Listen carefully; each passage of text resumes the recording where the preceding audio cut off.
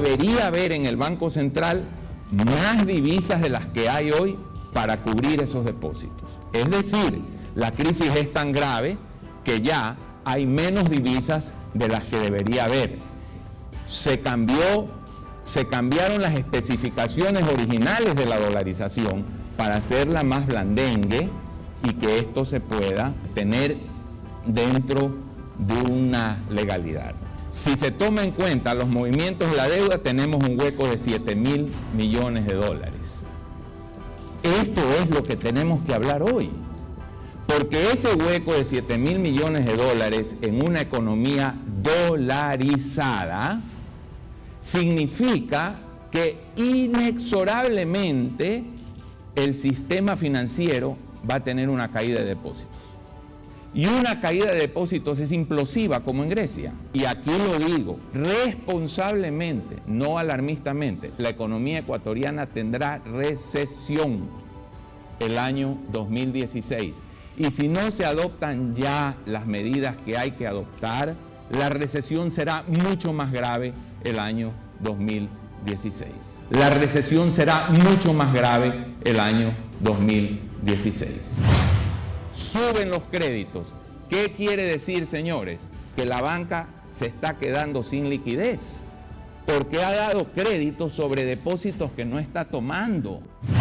El Ecuador es el país de Latinoamérica con el más alto gasto público en relación al Producto Interno Bruto. A mí alguien me tiene que explicar ¿cuáles son las condiciones especiales, especialísimas de la economía ecuatoriana que le permiten este abuso? Una economía dolarizada no puede permitirse el riesgo de generar una caída de depósitos, porque no puede contrarrestarla.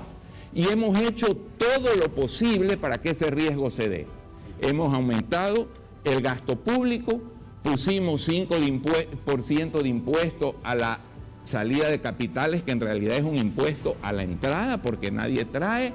Hemos puesto una serie de dificultades para endeudarnos correctamente en el exterior. Alguien debe decir, primero, paren la hemorragia.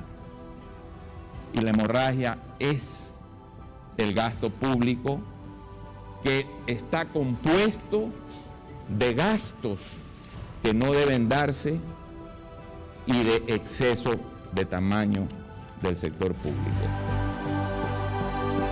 No pongamos estas cifras tan alarmistas como que estaríamos al borde de un incendio o al borde de una catástrofe, cuando yo creo que más bien lo que hemos gozado es justamente de una estabilidad política, democrática, ganada legítimamente en las urnas. Y reflexiono ante ustedes, una economía que debiendo 37 o 38 toma 6.000 en 2,5 meses, ¿no es una economía que nos está gritando algo? Una economía en la cual los depósitos están cayendo, ¿no es una economía que nos está gritando algo? Una economía dolarizada ante una crisis de caída de depósitos implosiona, señores. Esta es mi advertencia el día de hoy. Si no resolvemos la crisis macroeconómica actual, todo se va a pique. Todo se va a pique. Que el gasto público tiene que ser reducido, se tiene que consultar a la ciudadanía qué se prefiere, salvar la dolarización y lograr estabilidad financiera o eliminar ciertos subsidios. Estoy seguro que la gente va a preferir eliminar subsidios antes que tener el drama de poner inestabilidad financiera. Lograr un acuerdo realmente sincero entre el sector público y el sector privado para reactivar, generar confianza y reactivar la producción, eliminar el 5%, eliminar las salvaguardas e implantar algún esquema de flexibilidad cambiaria que yo lo he planteado en su momento. Para resolver el problema de la crisis macroeconómica que vivimos hoy, no puede entrar la ideología, porque no hay ideología con un paciente en estado crítico. No se está entendiendo, lo voy a repetir las veces que sean necesarias. No se está entendiendo en el Ecuador lo que significa una caída de depósitos en una economía dolarizada. No se lo está entendiendo. El sistema implosiona. Y no hay que permitirlo, señores.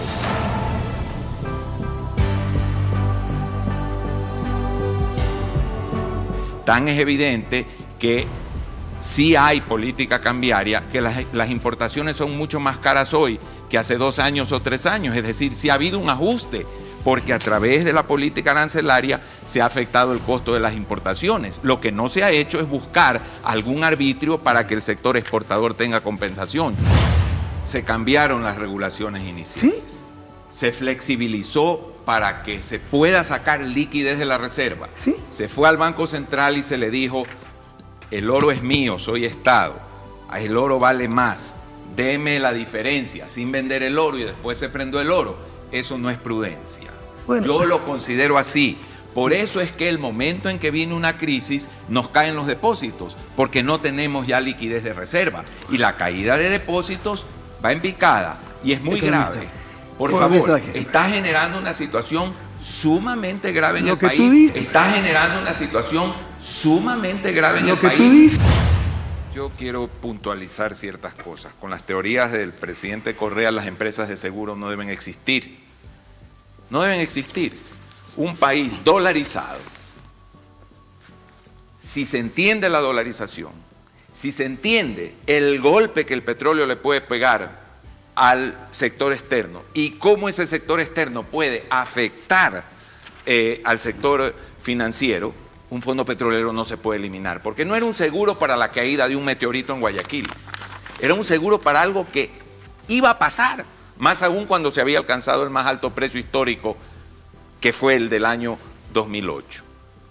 No se puede poner un impuesto al 5% a la salida de capital, que es a la entrada de capital, y no atraer a la inversión extranjera, porque un sistema dolarizado tiene que tener un cordón umbilical con el mundo que se lo ha cortado, no generando confianza. El Ecuador es el país con el más alto porcentaje de gasto público del continente americano.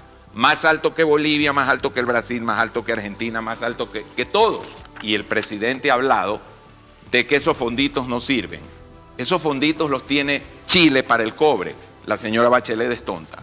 No entiende, ni Lagos lo entendió, lo que significa el costo de oportunidad.